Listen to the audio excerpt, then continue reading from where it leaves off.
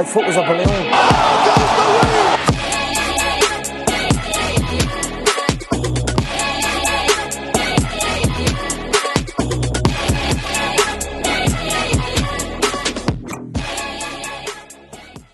All right. Second clap. 2 claps started off. 2 claps. Welcome to Faber Fight Club, episode 9. Dude, we're almost double digits. Almost double digits. We've been doing it for multiple months now. We are in December. That's crazy. This is sick. The first Christmas for the pod. It is the first Christmas. So excited, dude. I know, this is great. The vibes are great right now. I know they are. The It's a little season's late. changing. Celtics just lost, so like would have made $75. But the Eagles just lost. So Okay. but Actually, though, that was good for me, that was too. that was great for it was great for Yeah. America whenever the Eagles lose. I think you're right. That's true. But that's football. We're here to talk about fights. Last weekend was an amazing set of fights. I know I say that often, but this one is 100% deserving at UFC Austin. When we say watch the prelims, watch the fucking prelims. They were incredible. Right down from literally, honestly, like I'd say the first fight was very entertaining. Multiple finishes, all tons of crazy stuff. Yeah, Actually, the slams. Dude, I got so enthralled, I forgot to pull out my notes. Dude, I forgot to have the names out because there's so many great ones. I saw a thing. It was like those 2 slam KOs. Like there's been 12, Yeah, and there's 2. 2 in a row. But yeah, both on the prelims. going off the prelims, these are Crazy. fights that we didn't even talk about. But Jared Gooden and Wellington Turman had an absolute war. With Gooden ended up getting a sub, but you could hear during the second round they were absolutely swinging and banging, and the crowd was going absolutely nuts during that, which is always amazing. Austin's fun to a see. good ass crowd, dude. Dude, that's a good ass crowd. Texas loves fights, and it was complete It was the biggest marriage. gate for a fight night. Ever. Yeah. That's awesome. That's And, awesome. and like it's not even like it was crazy like names. They're just Yeah, there. well, They're they like, knew. I want to watch Well, this well, shit. anyone who knew was like, anyone who really knew, especially for a fight night, was like, Yeah. this is great because you could make an argument that 4 of the fighters who were up there could all headline fight nights. Yeah, So yeah. this was like perfect for true fight fans, and sports growing, and the ticket prices are unfortunately growing too. So yeah. that's an issue, but that's an issue for a later day whenever we go to an event. But moving on to my fight of the night, and one that ended up winning fight of the night. The first fight I watched, Rodolfo Bellato and Ihor Potieria. Bellato got a TKO win after a straight-up war. Like, Potieria, they were swinging the whole first round. In the second round, Potieria dropped Bellato. Bellato's shooting for legs. He is on wobbly, like... He's hurt. he was hurt. And Potieria was, like, really going all out for a finish, but he didn't get it. Gassed himself out, and Bellato was able to reverse I remember it. you telling me about and, this. and just he gets to full mount and just goes to town and smashes him. And it's a fight that both of them just went. Did you get him out of there, or was it? Yeah, it was a TKO finish, and it's like that's one where neither guy's stock really falls. It was an incredible fight for 2 guys who were relatively new to the UFC, and it was just an unbelievable fight for a prelim. Fantastic. And it did win fight of the night, which was well-deserved for both those guys. Now, what happened next was even crazier. Shakar Close and Cody Brundage had back-to-back slam TKOs. Now, that's basically when, say someone's on the ground, they're setting up an armbar, and there's underhooks Triangle in, or shit and like the person that. on top lifts them up and slams their head back onto the ground. How rare it is you barely get one, maybe a year. Yeah.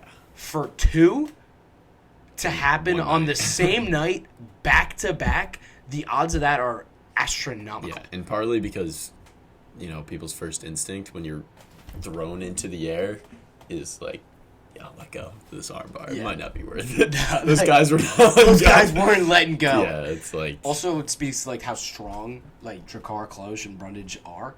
To be able to pull them up like that and slam them is incredible. It's like you're back, dude. You're just like, You're fucked. But crazy. I mean, that was, I wasn't even watching. I was upstairs, and then all of a sudden my phone's blowing up. We had to see those highlights. Those were incredible. Yeah, absolutely dude. nuts. I could guarantee you, all the coaches of all the other fighters that weren't fighting tonight were seeing those KOs like first thing Monday morning. Like, all right, guys, we're working on defending against the slam shit. But that's stuff that's like that really fucking elevates a card. Like we talk about like the prelims mattering, and the prelims when they bring it, that's what like elevates a card beyond just the main. Like gets the energy up. It does. It really does. Less pressure on the main card too. Way less to deliver. You know? Like good prelims are so important. They really are. But that was awesome stuff to see. And the last fight in the prelims, which we did talk about, Miesha Tate, the legend, she came back and got a sub in the third round. Congrats to her. Way to go. She still got it. I don't even know how old she is. Somewhere. What? Who's Ronda's pissed somewhere.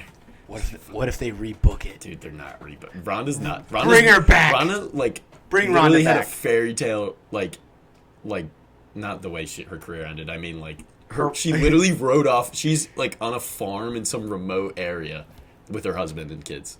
Like, living off, like, the land. She's, like, gone, dude. She doesn't give a fuck. Nah. Dana's like, they're like, we're bringing her back. Actually, no, he even said, he's like, nah.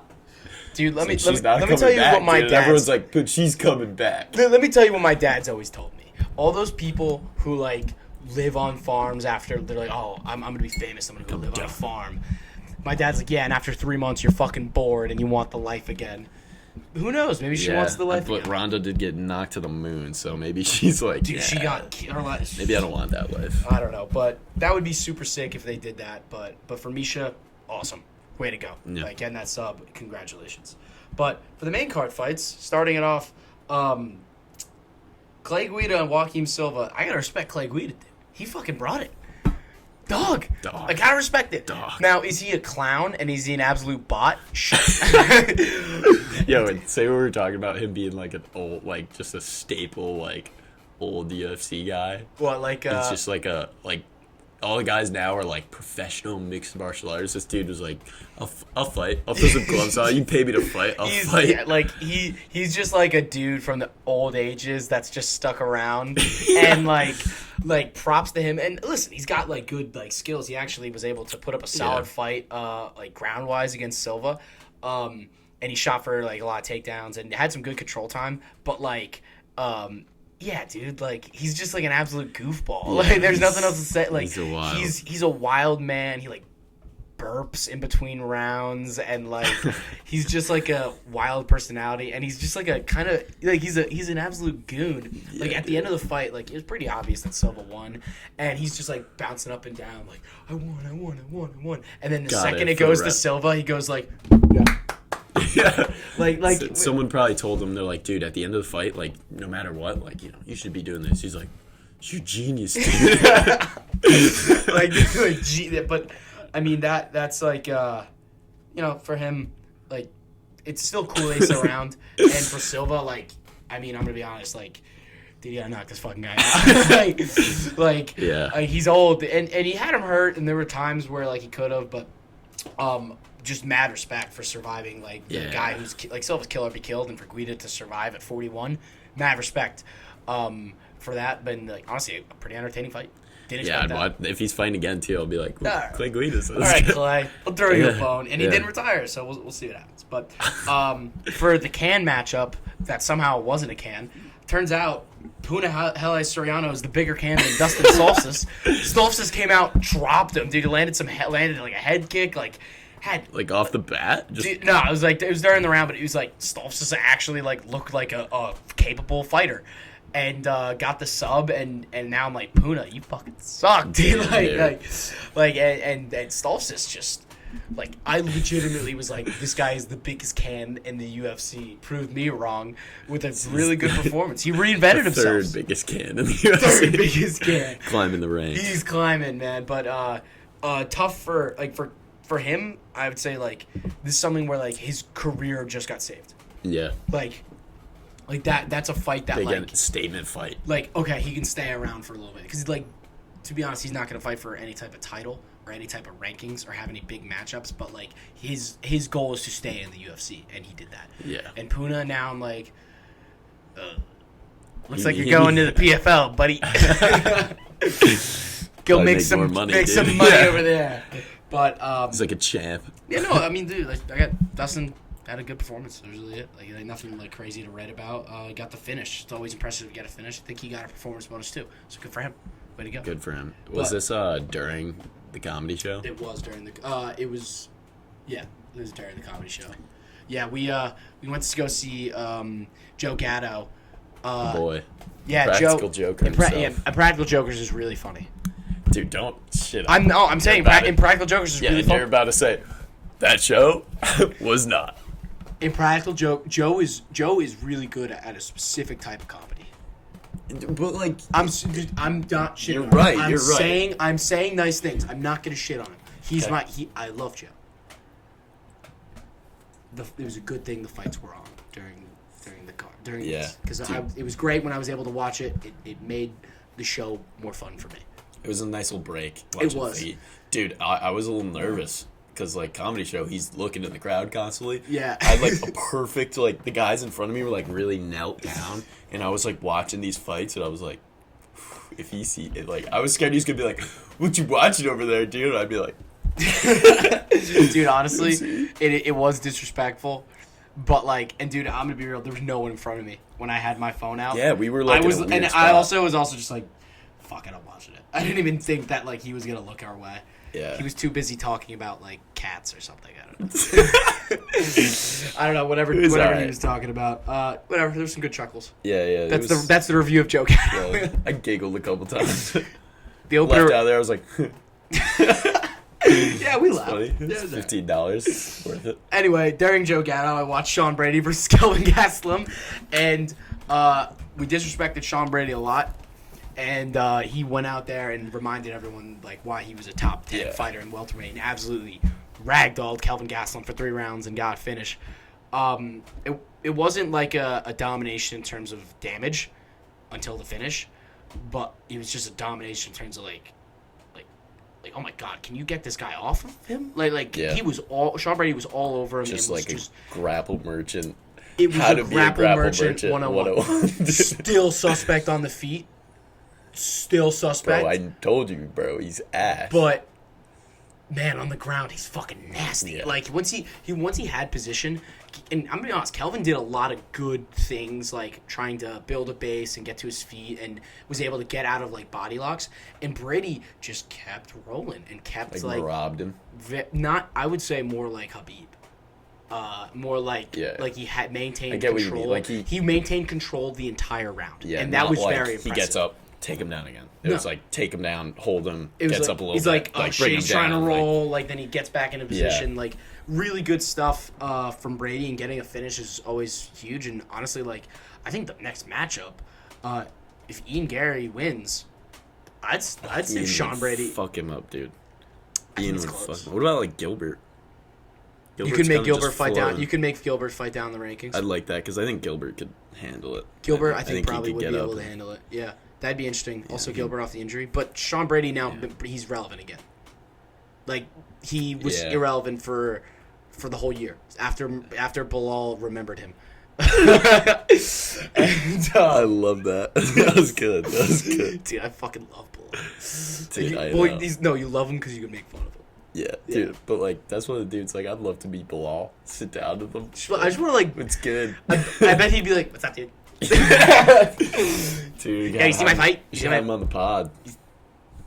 I honestly, I'm be real here. I bet we could get him. He's like, sure. Bilal, like, dude, his Twitter is him meat riding himself. It's hilarious. Yeah, so he told me that. It's hilarious. But for Brady, great fight. For Kelvin, I don't know what you do next, but this poor guy's career. Yeah, it sucks. He's so good. He has nothing to show for it. We were so hyped. Like he's moving down to 170. Let's go. And now I'm just like. He's definitely so mad. He definitely went home that night after that fight and was like... He's punching walls. He punched his closet door. He's just such a good striker. Yeah, he's a dog, too. And he just, like, can't... He doesn't win. Like, yeah, it's weird. He's not a winner. Yeah, it's hard. But he's still a fun fighter. Like, I'd say, like, there's still fun matchups for him out there. Yeah, I hope he doesn't call it. That would suck if he called it. Yeah, him versus Gilbert would have been fun if he won too. Yeah, that would have been like a cool. It would have been interesting if he won, but it's unfortunate. And we'll see. Because he didn't. Because he didn't. He didn't win. But to the third fight of the main card, Rob Font and Davison Figueiredo. Figgy. Man. Champs are champs, man. And when you become champion, you are a champion. And he also proved that when you move up, power sometimes translates. And man, like, it was a performance that, like, you know, now I'm like, all right, like that was a really, like, it reminded me about how good Figgy is. Yeah. And, like, he kind of handled Rob Font really, like, well. Yeah, and he was never, like, it didn't look like he was, like, I'm moving up a weight class. Here we go. Big pivot. He walked in there and was kind of like, it looks like that's how I expected Rob Font to be. Like, kind of just staying at a range. Yeah, I think like, banging him up. Figgy, like, fought.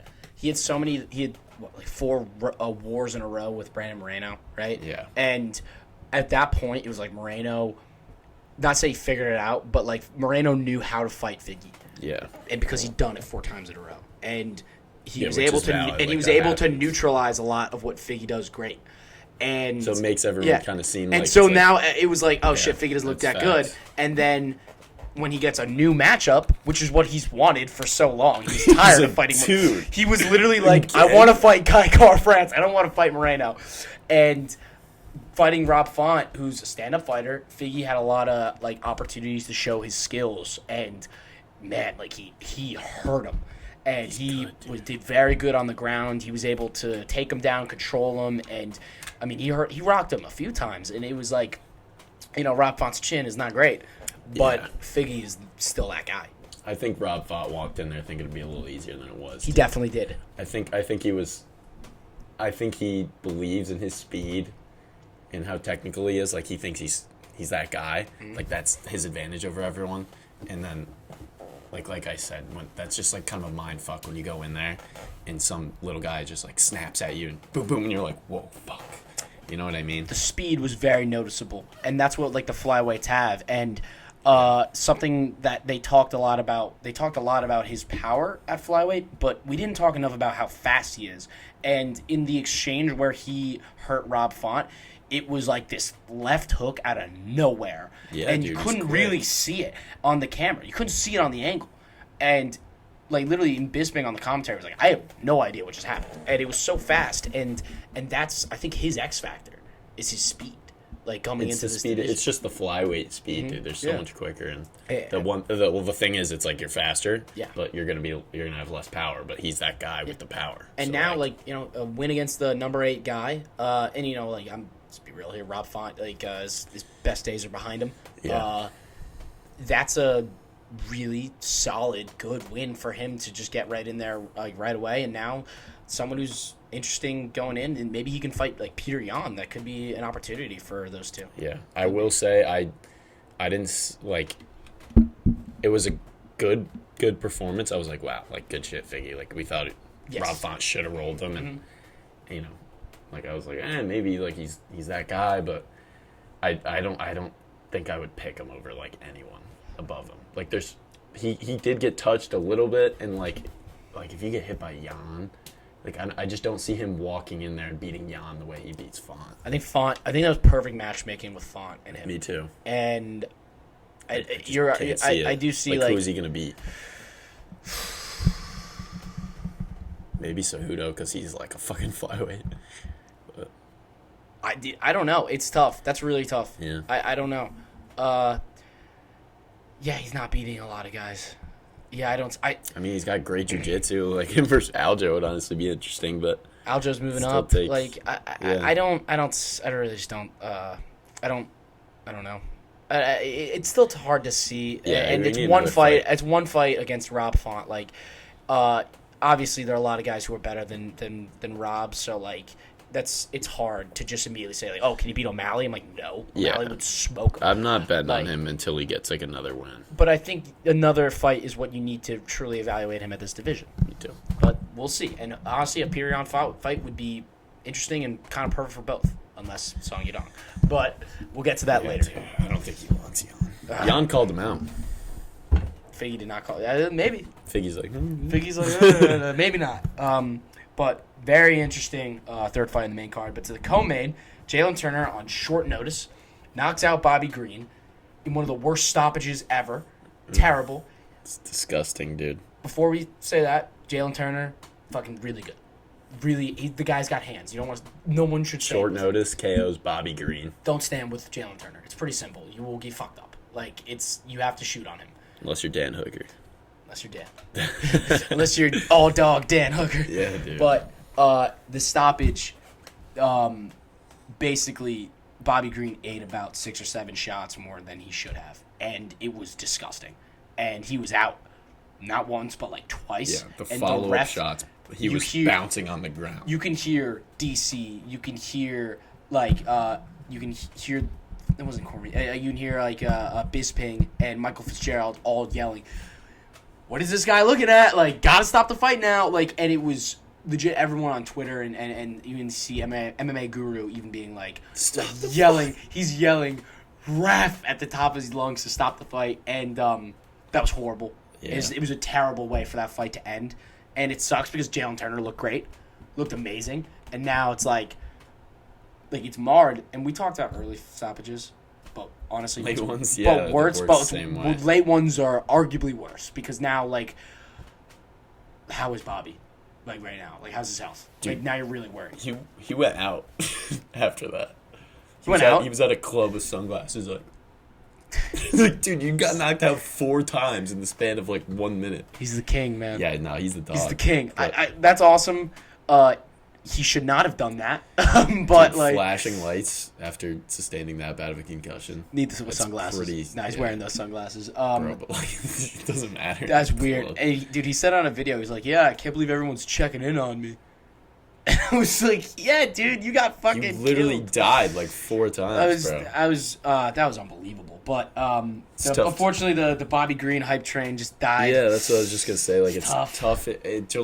Winning, like, or Jalen, it's like fine, you know, like that's a good thing. It was gonna happen. Yeah. But like, God, you had to knock him out, dude. I would have loved to see a couple more. Like, yeah, Bobby's building something here, you know. It's tough, dude. The Cinderella run was over. It was great. It wasn't even a Cinderella run. Dude. Hey, it was like, he caught Grant Dawson. That was cool. He got KO'd by Gigachin, dude. Yeah. It's ended like I feel like there's just gonna be another Cinderella. He's gonna KO someone, and we're gonna be like, I would say if Bobby's on, I'm always gonna watch. Mm-hmm. I'll always watch Bobby fight. He's still in the rankings. He's still in the rankings. I don't think he should be kicked out of the rankings. Have him fight like Moicano. Have some fun. Yeah, now we have the guys that are lower and need names. Have some fun. Yeah. And now Patty, I would, dude. That'd be fun. I would love for him to fuck up Patty. Me too. That'd be great. That would be awesome. I'm in for that. Let's do it. Kick Tony out. Just throw Bobby. Dude, Frivola. Do him Frivola. Yeah. I don't hate that. Yeah, that'd That's be a good fight. Too. And for Jalen Turner, Benoit Saint Denis. Ooh. Whoa, that's fire. That's a great fight. That's fire. That gets me excited. Might get cooked. Imagine if he knocked him out. Dude, imagine if Saint Denis knocked him out. That's what I'm saying. Oh That'd my be god. So then sick. we're like, oh my god, this guy's awesome. Yeah. That would be Turner. In all reality, like, if he beat Matej Gamrot, he would have been where Armin is right now. Yeah. And he got a split decision there, and then split decision against Dan Hooker. He's so close to being at the top. He's this close, and he's 27, so he's still got time. I think he would handle Saint Denis, to be honest. I still think I need to see. He's his chin open a little too much for me. I think Saint Denis is just a better. Like I think Saint Denis is a fighter. Like Jalen is like really good mixed at martial arts. He's a great mixed martial artist, but I think Benoit Saint Denis is a better fighter. He's got a dog in him. Yeah, and I think that was what might tip the favor in Saint Denis there. But hopefully we get that fight. Yeah, that'd be sick. But again, congratulations, Jalen Turner, an amazing knockout win. Now, to my boy, yeah, dude. Armin Tsarukyan, he got it done in a minute. In the Uber. In the Uber ride back. Yeah.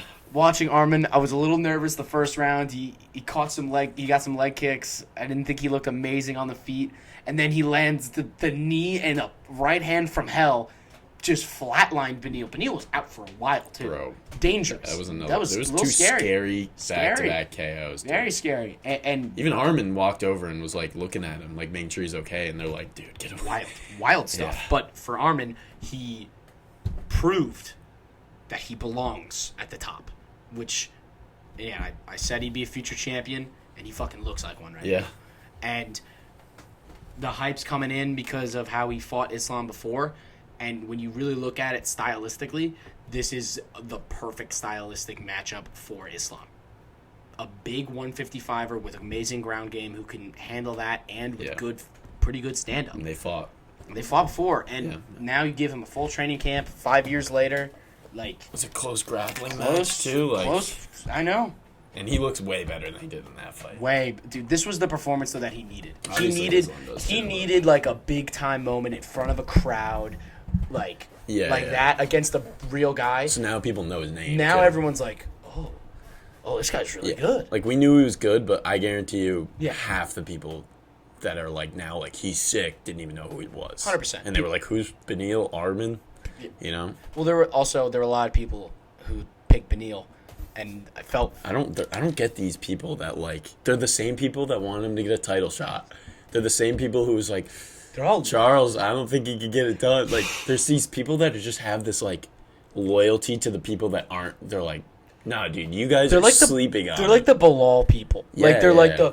this guy deserves it. Yeah. Nobody deserves shit. You get what you're given. Exactly. And also you earn what you're given. And we talked ad nauseum basically about how Beneil did not earn a title shot. We've talked about it for so long.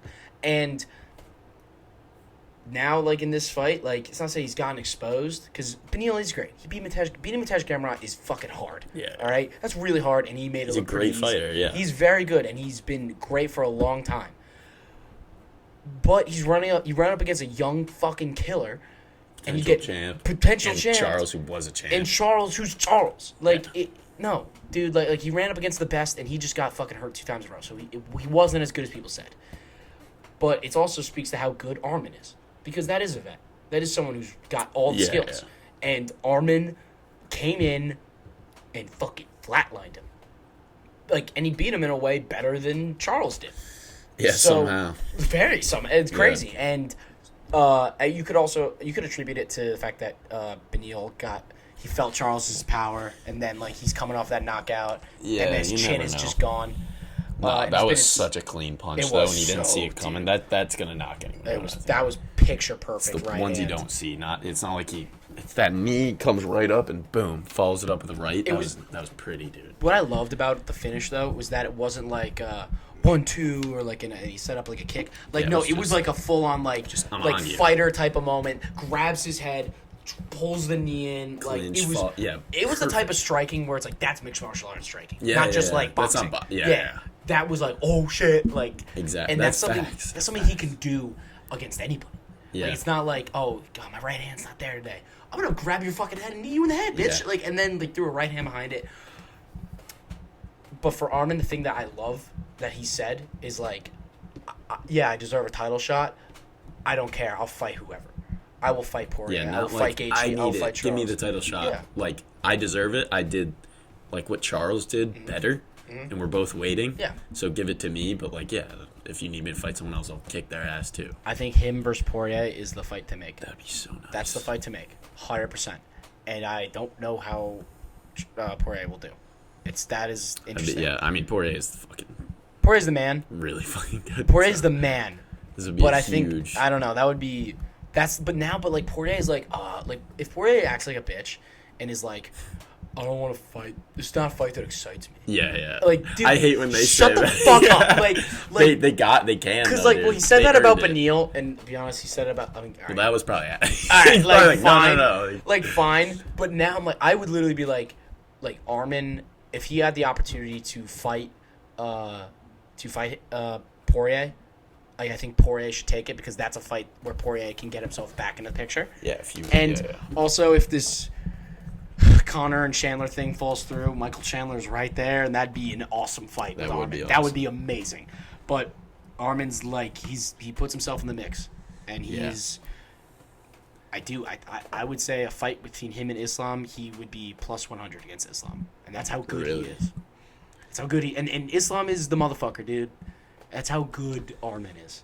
Yeah, I mean, we talked about, remember Almeida when he fought Derek Lewis? Yeah. It was like, this guy's really fucking good. Main event time, here we go. Mm-hmm. Goes out there, dominates him, and it was like, yeah, you're good, but like, this is your shot. Like Armin, it's the same type of thing. It wouldn't have surprised me if he threw Beneil around and got like a dominant win, and we were here like, we were right, dude. Armin's that good, but like not a big statement, bro. Just like he did exactly what he needed to do. You know what I mean? Just put him out early, and now everyone's like, oh fuck, who's this guy? Yeah, no, I don't. He's a grappler, dude. Yeah, we talk about like it's a showcase. Like they put a fighter like Armin or a fighter like Jailton Almeida. They give these guys main events to build their brand.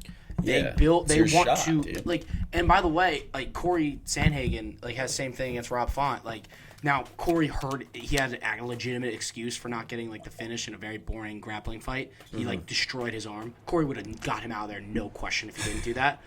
But Bro apologized. He apologized, like, and I'm he sorry, my tricep he literally is goes, torn. but like I, it's tough. I think he handled that well. Just don't do it again. But for Armin, like we said, like this is his moment. This is his moment to put on a show to build something of a name, and he did it, and he did it spectacularly. Yeah. And like now you can have those conversations. Now you can have like, oh well, if say like they gave the shot to Gaethje, Charles versus Armin. Put that on a pay-per-view. That's wild. I don't want to see Charles fight Armin. I don't know. That's close. Charles needs another fight. Like he needs like Islam, and then I think feeding him these guys. I don't want to feed Armin. I don't want to feed Charles to Armin. I know. Armin. All things like Armin's hungry. Like he's young. Like he's like the next generation of like lightweight killer. Yeah.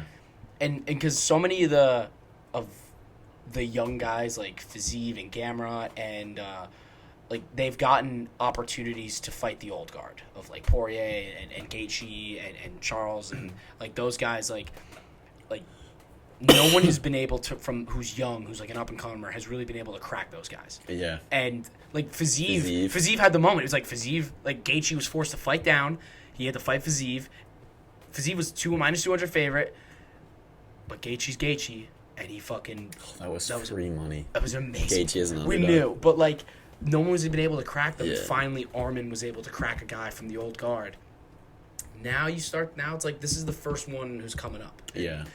We'll see if BSD is the guy, and we'll see if Jalen Turner can be a guy. Yeah. Like They're talking about Fiziev Poirier too. when Like, Fiziev comes back, yeah. He made it. It was a close enough fight where he might be in that mix now of like, all right, now you're gonna fight every single person up here, like they do. You know. We'll see, but it was awesome, especially for me for like watching him. I feel like I discovered him on some level. Like I've been talking about this guy for 2 years. And that's like your home. Yeah, you're like this was like my. fucking sick. This was like it was like I'm a scout for the NFL, and I was like, this is my guy, and like it paid off. It's your baby, dude. Yes, Yeah. like the validation feels great. It's fantastic. Yeah. But in total for the card, 12 fights, 9 finishes, 5 KOs, 4 subs, awesome action, and even in the fights that were decisions, great fights. Yeah. So Good stuff. hats off to the UFC for putting on another amazing fight weekend. Now we actually do have a casual question of the week. I think it was just We didn't get one last week. we did not. That's Fucking unfortunate. losers. But who was it who sent in the question? Ooh, we got 2. We got one from Jack Malone, the boy. Seriously? Malone sent one in. Let's go, Also, Malone. MMA page creator. We'll do the first one quickly. From Malone, said, "Who is more athletic, UFC fighters or top NBA players? NBA players, no doubt. No doubt. Like, No doubt. wait, what's he mean? Like top? Like I would take NBA players. They're faster, stronger. Like they're bigger, they're taller. it's a different type of coordination. Different type of- especially with like NFL, UFC is like.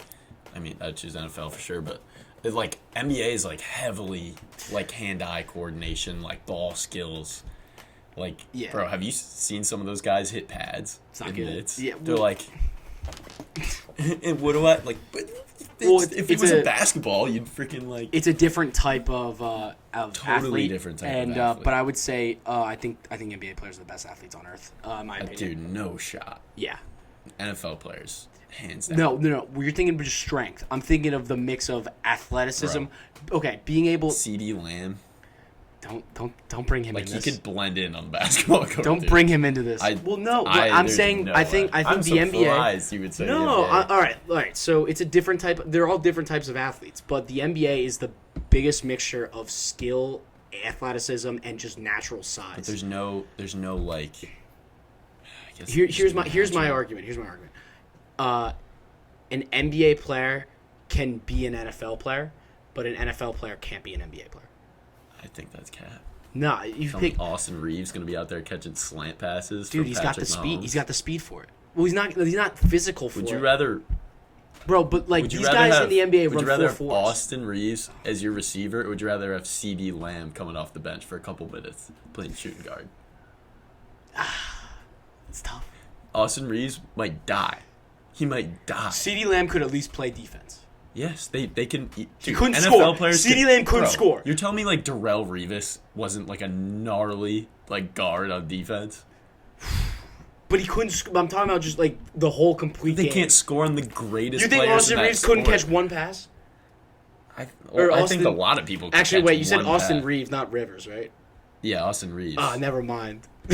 Dude, like I thought you were saying Austin Rivers. no, I'm like, Austin Rivers could be like a Austin Rivers could catch Amendola type of guy. bro. But all right. But anyway, back to the UFC. Could all these UFC guys kick their ass? Yes. Yeah. But like Some are more athletic. I would say it's hard to compare. it's a different NBA. type of. I'd say the NBA there's a better athlete there. Yeah. I mean, dude, Like some of these guys if you- are just like if you go Derek on- Lewis, dude. Like If you go on JRE, there's a clip of Rogan talking about LeBron's physique, and his exact words are, "If this guy was fighting, everyone else would be fucked." yeah, like, no, that's facts. and- Like, he could easily have been an MMA fighter. yeah, like could But that's Durant be? LeBron. No, He's the like, greatest. well, like yeah, like exactly. And then I'd say it's close, and if I had to choose, I'd pick NBA, I'd pick NBA, NFL over both. Whatever. I feel like I convinced you. Like just say That was tough. You got me, but damn, that was tough. The physicality part is what gets me though with the NFL because it's way more physical and like it's constant. And no, the NBA players couldn't handle the physicality of an NFL football game. No way, absolutely no chance. But anyway, other question. Shout out to Malone for that one. Thank you, brother. Love you. For the second question from MMApagecreator. Shout out to this guy. Follows me. I think he's building his page as well. So shout out to him. So do you think Adesanya will be champ again? No, I don't. I think he's done. What do you think? Let's talk. Let's talk about this. If he fought Strickland again, it depends who's champ when he comes back. I need him to come back soon because I have a future bet on him being champ next year, December 31st, with like Tom Aspinall and like Song. So that like could happen. If Izzy comes back next year? Yeah. I need him to come back and fight for the belt, man. And if Strickland has it, I would bet on Izzy in a rematch against him. Same with Drickus. I don't know if I wouldn't want to see him come back and fight Pereira. I don't know if I'd bet on him against Pereira. For me, I think it depends on how much time he takes off. If he comes back next year, I'm not taking him. If he comes back in 2 years, I might. I think 2 years. I think right now, too long though. 3 or 4 years would be tough. I also think right now, Drickus would kill him right now. Drickus will kill him.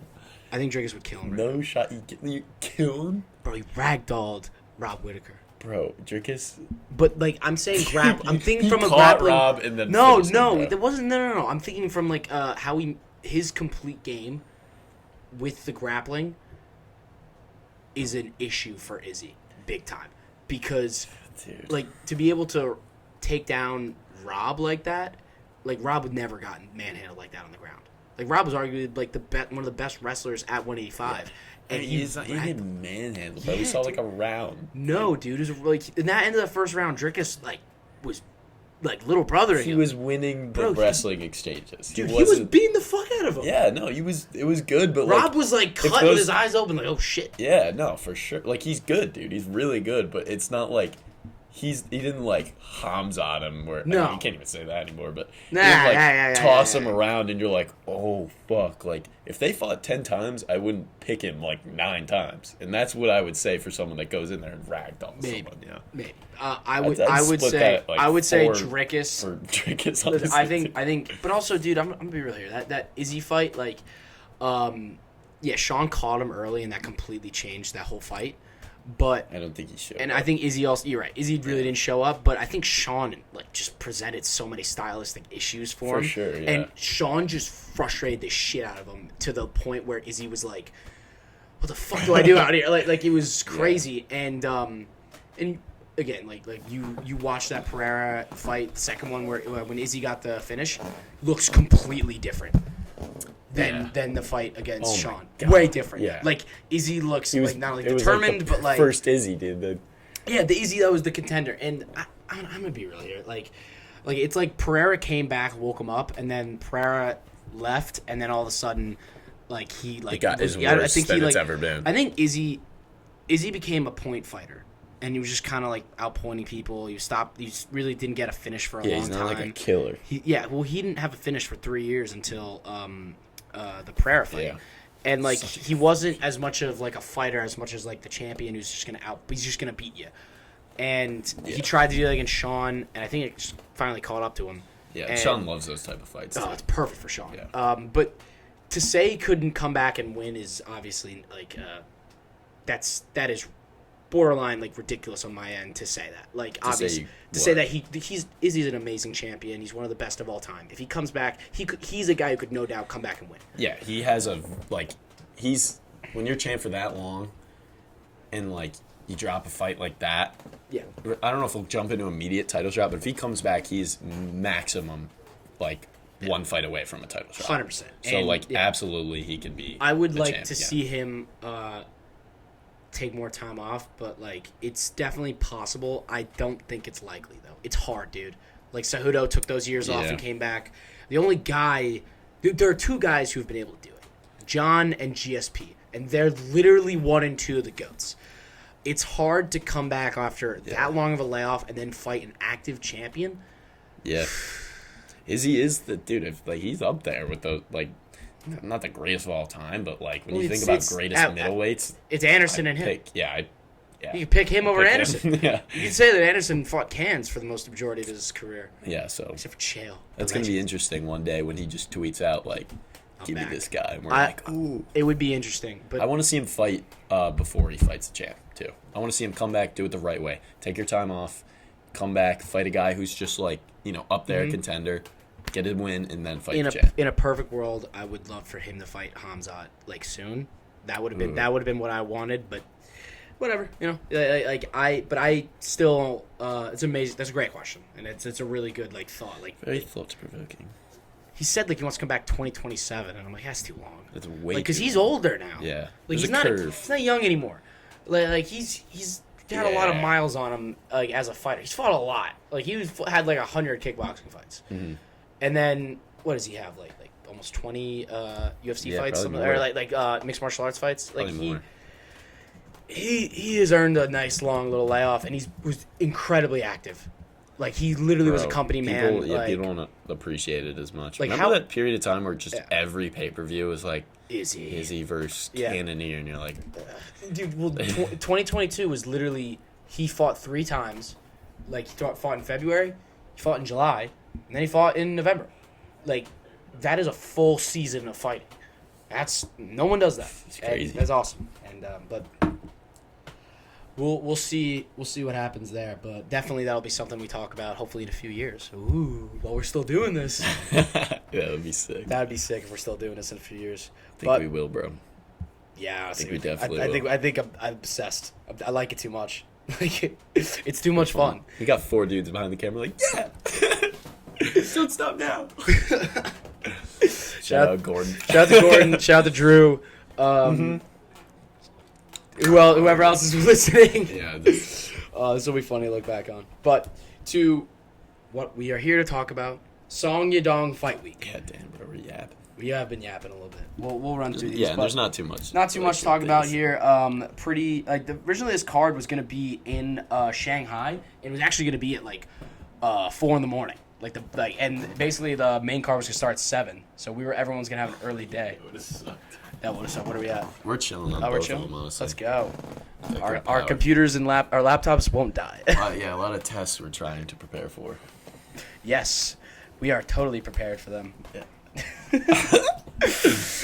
But anyway, for the first fight of this fight. Oh yeah, it got moved to the Apex. Sorry, I forgot to finish that statement. It got moved to the Apex. I think it was going to be in Shanghai because it was originally going to be Peter Yan versus Song Yadong, but Peter Yan had to pull out, so he had to get a short notice opponent, and it was just easier for everybody to do it in Las Vegas. So it's fine, whatever. At least the card isn't at 7 in the morning.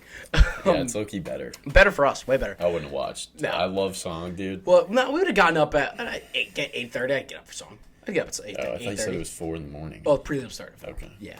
But that's why I was going to talk about those. Yeah. But for the main card, honestly, for a fight night card that's kind of got pieced together very last second, pretty solid. I very much am like kind of interested in these fights. But for the first fight of the night, Jung Park versus Andre Muniz. Oh, jeez.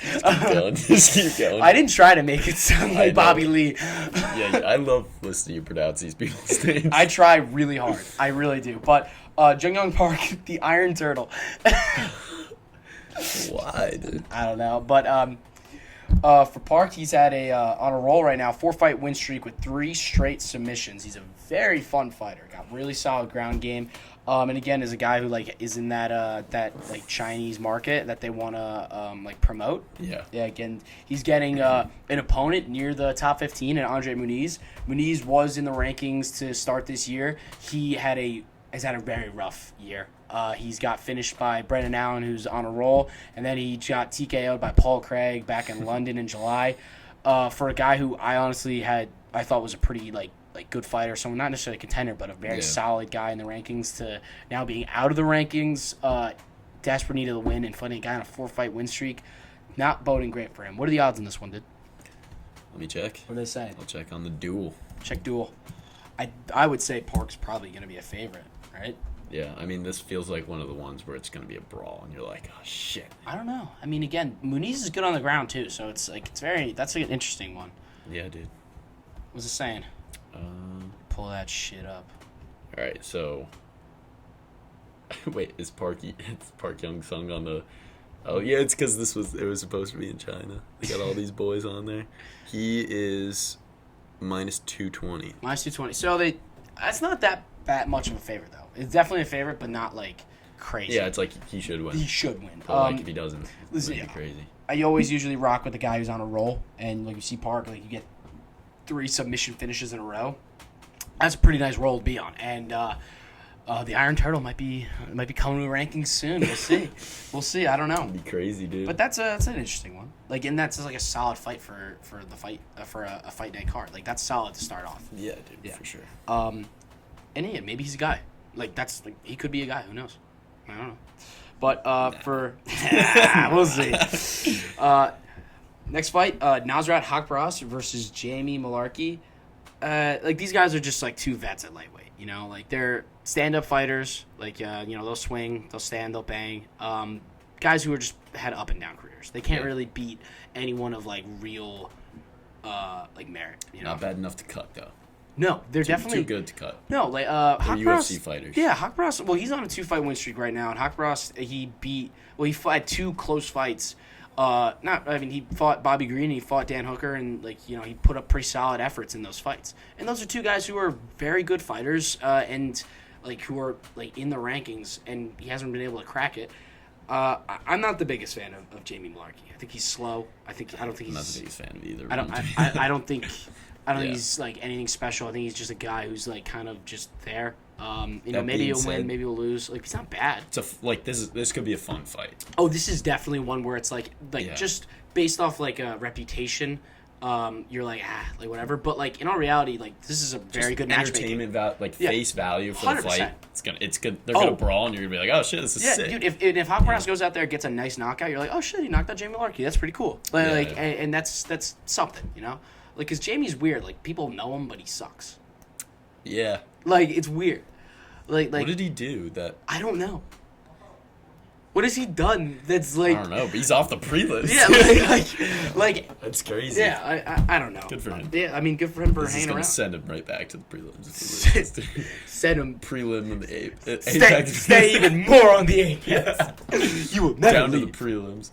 Prelims, Apex, it's tough. Fuck. But, again, I'm favoring Hawkbross in that one. I think he's probably minus 200 in that one as well. Yeah, minus 215. Yeah, there you go. That sounds about right. But for the third fight on the main card, Sumidarji versus Alan Nascimento. Now, I saw Sumidarji fight in probably the best fight I've ever seen, one of the best fights of all time, versus Matt Schnell. Sumidarji... It's Long Island? Yeah, it was in Long Island. Sumidarji was killing Matt Schnell. He's incredibly good on the feet. He rocked and dropped Matt Schnell 5 times. And then Schnell just became a dog out of nowhere and fucking flatlined Sumidarji, had him on the ground, and, was cutting him open with elbows. It was super bloody. You should check that one out. Yeah, that one's literally... rewatch it. It's literally one of the craziest rounds ever. The crowd and shit, too. Oh, dude, it was incredible when, you see a guy, he's getting absolutely killed, and then he lands, a punch that stuns Sumidarji, and this American man in Matt Schnell, and he's on top of him in full mount, landing elbows and ground and pound. And the crowd is chanting USA at the top of your... It's the most patriotic thing I have ever been a part of. It was absolutely sick. And, dude, but it was scary, though, at the end.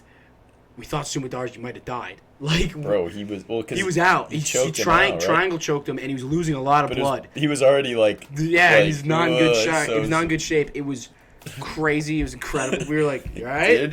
Brendan... I literally have a video of Brendan just be like... Yeah, that was crazy. Scary. I mean, but it's sick, though. I will say, from what I saw and before, he lost, he's incredibly talented. Yeah. Amazing kickboxer. Dude, but, Schnell gets rocked by everyone, bro. He's like the Rob Font. Yeah, but he loses the great guys. He doesn't lose the bums. Are these flyweights? These are flyweights. This is interesting. And I was going to say he's the flyweight Rob Font. Schnell? Except not good. So he's just chinny, I guess. He's not the flyweight Rob Font. He's a good 7 in the rankings. Yeah. 8. He's 7? Nah, it might be 9 now. Dude, he should be he should be 12, further down. 13, yeah. But now he's fighting Alan Nascimento. Nascimento is the favorite. He's riding a 2-fight win streak. And he's got, in my opinion, a really impressive win over Jake Hadley, who's someone who I like. Jake Hadley's a very good fighter at flyweight. He beat Jake Hadley? Yeah, I don't know if he subbed him, but he beat Jake Hadley. So I'm like, all right, you're pretty good. His ground game's super impressive from what I've seen. I'm just like, all right, this guy's definitely got it. And for Sumidarji, from what I did see in the fights in Long Island, when Schnell had him on the ground, it wasn't great. And now he was rocked. I don't really know how it worked, but he got triangled in a very bad. It wasn't a really well set up triangle. From it, it was on the wrong side. It wasn't set up well, and the squeeze I didn't think was incredible, and he went out from it. I don't know how to properly evaluate Sumidarji's ground game. But he's fighting a guy who is very good on the ground, so it's interesting. I don't know what favorite, but honestly, I'm gonna take Sumidarji just because I like him. You know the odds? I think Nascimento is minus 200 something. What's the odds? He's minus 310. Minus 310. Shit. Still rocking Soom. Still rocking Soom. He's coming back, baby. But I think that's a fun one though. Sumidarji's very. Criticizes jiu-jitsu. Fuck it. Who cares? I don't care. Maybe bet on an underdog. Believe it's something. You telling me, dude? Yeah. That's all I bet on. But. Now. Song time, baby. No, it's not. We got one more. What? Yeah. Oh, they don't have... Sure? They don't have this man on the odds. Who's on the odds? Just says Sumidarji. That's why I was... Guess who it is. It and I was like... Guess who it is. Guess? It's Anthony Smith. Oh, yeah. Fuck, that's empty. Yeah, Clear Roundtree by KO TKO. Okay. Let's see. Wait, can we bet on that? I'm betting on it. Check DraftKings. But...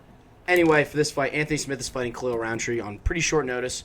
Roundtree was supposed to fight last weekend. They moved it to this weekend because Anthony Smith took it on short notice because he's a bitch. And dude, Anthony Smith stinks. All right, this guy is a phony. He's a fraud. He is a fake. I hope to God he wins. I hope Khalil Roundtree sends him to the moon, and I think he will. Khalil Roundtree is one of the strongest, most dangerous fighters. He's scary. He knocks people the fuck out. And he's one of the best Muay Thai fighters in the UFC. I saw a thing that said he fights he's collected money, and it's just him fucking whipping dudes. He's so strong. He knocks people, and it doesn't even make sense how hard he knocks people out. And I'm excited. He's one to watch, man. Yo, yeah. This is gonna be a good. This is gonna be a good fight. This is a good fight, and also I'm in all reality. Even though, listen, I hate Anthony Smith. I don't think he's that good. I will say, like, what he does struggle with is an active fighter. And when I mean active, I mean like active in the cage, like volume and very shit. much. Like Anthony Smith will get behind, and like he fought a guy in Ryan Spann who's like not the opposite. Like the opposite of that. Like he's not a volume guy, and you have a guy like Roundtree who's an animal who will go at you. If I'm Anthony Smith, I'm like, oh shit. This one. I'm like, I don't know, because you get rocked by Johnny Walker, get rocked by Ryan Spann. You know, I mean, he got fucking worked by Ankalaev, right? Like he's getting dropped and hurt by a lot of guys, and now you're fighting probably one of the hardest hitters at 205. This guy's gonna fucking knock you out, dude. Really not a good time to take the short notice. Like, is he gonna retire after this when he gets? If Anthony Smith loses, he should retire. Yeah, I mean, this is a even if pretty he wins, important fight for him. This is very important. I'd be pissed if I was Anthony Smith, dude. Why is he taking this? He's an idiot for doing this. Wait, so he came in on short notice? Yeah, I don't know why. Dude, he's to prove I wasn't tough. Ready for this fight. I'm tough, but I wanted to show the world that like you can do anything. Like, whatever. Yeah. You think are we gonna get a curled up in a ball? Look at the heart moment. I see it now. Yeah. I am visualizing this moment. I wish you could bet on that. I'm visualizing right now. I'm just like, yes. Over under on Lionheart / heart comments. I'd say over. All heart during from the Anthony fight, Smith. not before, because they say it every time before. I say during the fight they'll say it minimum 2 times. That was the craziest thing heart ever. From Anthony Smith. I called here. it, dude. I fucking knew it. You did it twice. You didn't do it once. Like, he's doing it. He's doing it. Literally in the corner getting pounded in the fetal position, and they're like, great heart shown from Anthony Smith here. Dude, he did it against Johnny Walker. That was great. That was validated. Then he did it, but he won against Ryan Spann. He's the only guy who wins getting finished. Like, he got fucked up, dude. It's just like, stop. That was unbelievable. That was ridiculous. But no, fuck him. I hope Khalil Roundtree attacks his family. That's a joke. That's a joke. He's not actually gonna attack his family. Anthony Smith tries to make fake beef every time he fights. He's like, you attacked my family. Yeah, he made fake beef with Ryan Spann back in the day. He just created fake beef. He needs to, bro. He needs to be like. He thinks he's in a movie. Do I think he's like an attention whore. Like he loves to like criticize people, and then he does the same fucking thing. Like he made a whole big deal about like making weight and how like McGregor like this guy's not gonna make weight. And I think he, like, criticized Hamzat, too. And, again, deservingly for Hamzat. He's like, I'm a professional. He's like, you have to be professional. He literally said, I'm a professional. Yeah. I always make weight. For a fight he didn't even have, he fucking missed weight. Like, wasn't he the backup? He was paid to make weight. He wasn't paid to fight. He was paid to make weight. He didn't make weight. He's an idiot. Like, he's an absolute clown. And yeah, it's like he calls out Alex Pereira, thinking, like, Alex Pereira's not that scary. I'm scared of more guys than Alex Pereira. Shut the fuck up, dude. Yeah, dude. He's like, Alex Pereira's persona's fake. I'm like, your persona's fake, bro. This guy's so tough, dude. he's so brave. Man, Anthony Smith, he's so cool. Who said that? He's not even scared of Pereira. Yeah, he is scared. But, yeah, Khalil Roundtree by KO TKO. Lock it. It's locked. Yeah. It's locked, 100%. But now... Somehow never happened, so I don't know if I'm going to bet on that. I'm betting on it. Bet on him getting KO'd like 5 times, dude. It just never happens. All heart. It's the line art, dude. Ridiculous. But now we can talk about Song. All right. Song. This is like my Armin. This is your boy. I like this guy, though. Him and Kai. Talk about him, bro. Talk about him. Give me the hype. Hype the people up. Like, what to talk. Like, he's just, like, genuinely one of the best bantamweights in the division. Like, he fought... Actually, we talked about this before his last fight. How he fought Corey. And Corey... You could argue he's the best bantamweight too right now. He went 4 rounds with Corey, ended with a cut in his eye because Corey hit him with like a fucking perfectly timed elbow, which like touche. But they were about to go into the 5th round tied 2-2. He wins that fight. I win fucking $150, but then he's at the top, dude. And like, no, people aren't like, I don't get how he fought Corey, and then he's just working his way down, beats the shit out of people. Nah, give him another, like, they're not cans, but like when he beat Ricky Simone or Simon or whatever, dude, everyone was like, no, this guy's good. Ricky's good. Just worked him, finished him. And he's like, I'm this good. And then like that KO you showed me against Marlon Moraes, dude, he's so good. His boxing is so crisp. He's probably one of the most athletic guys in the division too. Bro, like there's nothing that man can't do. He's fucking good. So they're giving him Chris Gutierrez. Like, I'm betting on Song over anyone in the division. I 100% agree. And when you really like think about like Song, yeah, like that first fight with Corey is really the first like introduction to him. And, yeah, like damn, he's that Corey, good. and we've known how good Corey is, and Corey also is kind of like ascended to another level since then. Yeah. But like to be that close with that guy is like, holy shit, this guy's insane. Like Song is, and we said about athleticism, that's like his physique is the best in the division. He is the best athlete by far, and he's so fucking I think also athletic. like he has kind of like he's been in the UFC for a guy who's 25 years old. He's been in the UFC a long time, and he's fought a lot of guys. He's had like 10 fights in the UFC or something something close to that, and he's been around a long time. He's finished a lot of people, and he's got such crazy a great power. He's had a great career so far, and he's 25. He is a guy who like no one is calling. You want to say like someone who no one's calling out? Yeah. No one is fucking calling this guy out.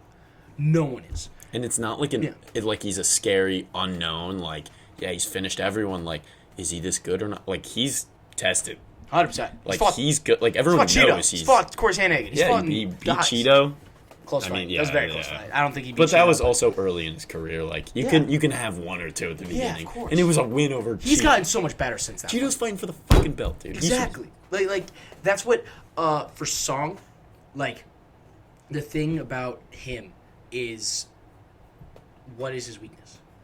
There is no weakness. No one's been able to take him down. Like Corey like fought a fight to win that fight, but Song was hitting him harder. He hit the harder shots. He was doing a lot of really good work, and Song's he can take you down. He's got great takedown defense. Like literally Ricky Simon was shooting for legs the whole fight, and Song was just he was shooting for everything, and Song's just dominating him. That finish was awesome, and it was a complete shutout in my opinion. Like Ricky didn't really do much to say like, dude, oh, like Song won every single round, and getting that finish, dropped him. It's also like I love how he fights. Because he like smiles at you, like the fight with Corey when he's bloodied up, all cut over his eye, and he's smiling through it. Didn't give a fuck. He's such a vibrant like personality. Even though he speaks no English, like he's just a fun personality. But when you say like, but the skills, he's sick. He's just so cool. Check out his Instagram. I like him. Bro's cool. He's fucking sick. He's gotten. I will say about the matchmaking real quick. The fight with Ricky Simon was fair. Because it was like 8, fight 10. All right, sure, whatever. And he just fought up in the rankings and lost. And the fight now, like he was booked up with Rob Font. Yeah. That was the great moment for him to kill Rob Font and then get out of there. Dude, and then it fell through. It was literally Figgy fucking like rocking him, dude. Song we said it. I think we said it on the pod too. So it's like biggest lock of our life. We were like, he's gonna smash him, and then Rob Font got the chance to go somewhere else. Yeah, I'll take this fight. Rob Font was like, sure, I'll go fight Corey on short notice. Yeah. Like Song is a killer, and he was going to put Rob Font's lights out, no doubt about it in my mind. And now like he was gonna fight Peter Yan, and Peter Yan pulls out. So he's just had some bad luck with that stuff. But if he just keeps killing, if he keeps winning fights, he keeps beating people, and he keeps getting finishes, then if he goes out there and finishes Chris Gutierrez, then again it's like, yeah, he's got someone who's gonna fight this guy. Yeah. And after he should have fought Rob Font, if he KOs the guy, they feed him after. And this guy's good. He's not like a can. Yeah. So like, Chris it's not like I can see this. Maybe this guy survives, and then it goes. I can see a decision, but I really 5 rounds with Song. I know. Yeah. You gonna survive 5 rounds with this guy? I need a statement. Like I want a KO just to get him in, so everyone is like, yeah, okay, this guy's he's literally only lost to Corey, and he lost to like Kyler Phillips a long time ago, but like who cares? Like yeah. They did book him with Jan too. So This you're was right a about the yeah. matchmaking. Like this is a guy, and you talked about him a lot for how great he is. Like when you were like, "Yo, Ty, this guy's awesome. You gotta watch this." Yeah. And in reality, it's like he is legitimately the best bantamweight on earth. You can make an argument that he is, and I really do think like amongst the top guys like Merab, he's a great stylistic matchup against Merab. He can defend those takedowns, and he's really good on the feet. Yeah, and dude. he's got great cardio, and he's got all the pieces to beat a guy like Merab. He's got all the pieces to beat a guy like Cejudo. O'Malley too. Like O'Malley in a stand-up fight, it's like, oh, that's close. And by the way, do you want to know something? So good. The only guy who I've heard like really mention Song is Sean, because Sean's really, when you listen to Sean O'Malley, he's very honest. Yeah. And he's said it multiple times that he's about good? Song. He goes, Song Yadong is really fucking good. Like, he's said it multiple I would times. not want to fight. Song's like one of, like, do you ever think about that? Like, you're ever looking and you're like obviously you don't want to fight any of them because they'll kick your ass. But Never. like, there's some of those guys. Like, if I was that talented, like, I'd be like, no Song. Like, some of those guys are just so scared. You're like, why would anyone want to do that? His last fight against Ricky Simon, and you can say whatever you want about Ricky Simon, Ricky Simone, whatever the hell his last name is. Like, he's a good fighter. I've seen him. I saw Ricky Simone fight. Like, he's good. And he's not like Jack Shore's ass. beat the shit out of Jack Shore. Yeah. But like, he's not a Cam. He's not just some guy. He's beat Merab. He's had some really nice wins, and he's a good fighter in the UFC. He's gonna put up a solid fight against anybody. And Song just like it was just a shutout. Like, it was just easy from all ways, and he's so goddamn good.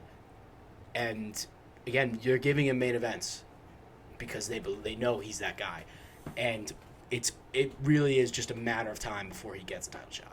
It really is, and it's gonna be sick when he does. I'm so excited, dude. It's gonna be and awesome. we usually place. I had a bet for him to be champ December 31st this year, so I was pissed with the whole Rob Font falling out shit and all that. But bullshit. replaced it. You should place that too. I think Next year? Yeah, December next year. He's 3 or 4 fights away. If he sleeps this guy and gets Sleep a good, this guy. Get upper fight, Pyrion in March. that win would put him in the conversation. Problem is fucking Merab and Cejudo. By then, dude, I think And this stuff will be kind of figured out. That's the like problem- we could wait a full year. The dude. problem is Merab, Cejudo, Merab and Sandhagen are in front, and you have two guys in front. Yeah, but we got a full year. We just Yeah, can't get but any it's hard, but it's hard. Yeah, rematches but or but here's what's gonna happen. So you're gonna have basically Merab fights Cejudo. Winner of that is getting the next title shot, right? I'd say so. We'll like before Sandhagen. Yeah, I think so. Will he be back by the Corey, time that? Corey I think said he'll he's gonna be back by March or whatever. But like those two have been calling each other out. I think that's the fight. Like Longo talked about it. Like that's probably the fight that's gonna happen. Yeah, if they could get that so then done Corey, before Corey's back. Then Corey's like, all right, like I'll fight whoever. Like, you know, maybe he'll fight like, I don't know, Umar or something. I don't know. Yeah. He's Then Umar Corey's would fighting. jump the Yeah, line. Umar might jump the line. That's another guy. That's the other dark horse. Yeah. If I'm Song, win this fight, call out Umar. Yeah. If Song legitimately, if Song Yadong, who will be like the 7th or what ranking he'll be at bantamweight, because nobody wants to fight Umar. Everyone's ducking him. Nobody's calling him out except for Corey, which is weird. He goes out there and beats Umar. Title shot. I'd give it to him. Really? I'd give it to him because that's a better win than you could say that's a better win than Cejudo Peter Yan or something. Cejudo or anybody. Yeah. Jan would mean a lot to the real people that know because Jan's fucking insane. But yeah, I agree. I think in terms of the rankings, that'd be the biggest win. That would be massive. That would be great. Unless he beats Merab. I don't know. Maybe. If he gets that opportunity. But a showcase and beating Chris Gutierrez would be awesome for his career. If he goes out there and starches him, like first round, second round, whatever, which he fully has the capabilities of doing, then all of a sudden, again, like the hype will build back up again. And then it's like, we want to see him fight again. Yeah, dude. That'd be sick. Quick turnaround. Very great. But that is this week's fight card.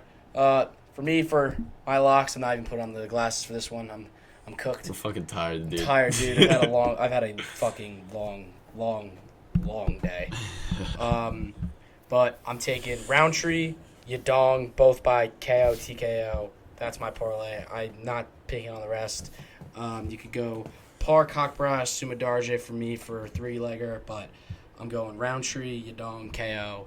That'll probably be free solid money. That's me. What do you got? I like that. I'm going with the Song Song Dong Le. We got Song Yadong minus 390. I might throw finish on that one. Mm-hmm. And then Ken and Song. Know barely anything about him. Oh, Ken and Song? Yeah, he got fucked up by Ian Gary. Yeah. Gonna be a close ass fight. The odds are he's plus 130, and then Park Young Song is fucking minus 460. So Word. The rest of the guys I don't really care about.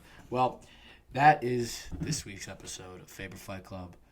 Reluctantly, we didn't think we were going to do it, and then we were like, all right, let's do it. Tonight, yeah. Tonight, we were like, all right, let's do it. And honestly, I'd say, this is me. I love doing this. It gives me peace at the end of the day. Yeah, dude. It's like I'm going to be real. I've had a fucking shit day. It's been a long day, and doing this is something that, like, just really... We always look forward to this, too. It's something where, like, I enjoy this more than anything. I love this. I love doing this. Love to hear that, bro. I love it, man. And like we literally sit down here too, and we'll like we were talking about Charles, Benil, and Armin for like 5-10 minutes, and I was like, dude, we're literally waiting to start it was like talking about this. Like, let's just stop. We set up at 10 o'clock, and 15 minutes later, we haven't even recorded. We were just yapping. Yeah, and I was like, we're fucking talking about exactly what we're gonna talk about. Fucking love doing it, man. I love it, man. I love this. Shout out to everyone who sent in a submission. Shout out to Malone. Shout out to MMApagecreator. Goddamn. And honestly, big weekend for like the growth. Shout out to Brawler Bible and Aiden Lubin for shouting us out on his page. Legend. That was awesome. That was great for us. We had a lot of good exposure this last week, and we're only gonna go from here. If those of you who don't know, he's got an Instagram. Brawler Bible is his Instagram. It's really good. Super insightful. You'll learn a lot about a lot of guys on that page, and definitely shoot that a follow if you want to learn more. And he does write-ups on just about anybody. He knows a lot more than I do. Guy. Very smart. Really smart. Really good kid, and just shout out to him for shouting us out. That was awesome. But that's this week's episode. Next week we have a big one. Next week is probably our biggest episode of the year, talking about Leon Edwards and Colby Covington. Brendan Gallagher, our boy, will be in studio next week, where him and I will have a full-on debate, and there will be a lot of screaming, a good amount of yelling, and lot of fun. Oh, he will be gawking Colby so hard. And you know what? I'm going to be gawking Leon back too. It's going to be a gawk-off. It's going to be hilarious. But that is next week's episode. I cannot wait for that one. An amazing slate of fights coming up next weekend. There are too many to even talk about, so we're going to have to touch on almost all of them. Next week is probably the best fight card of the year, almost. It's loaded. From prelims up, it's absolutely loaded. They always do it right at the end. They always do. December, it should be good. It should be. But that is this week's episode. Shout out to Faber Fight Club. Shout out to you, Mike Perella. Shout out to us. We're doing it. Let's have a great day.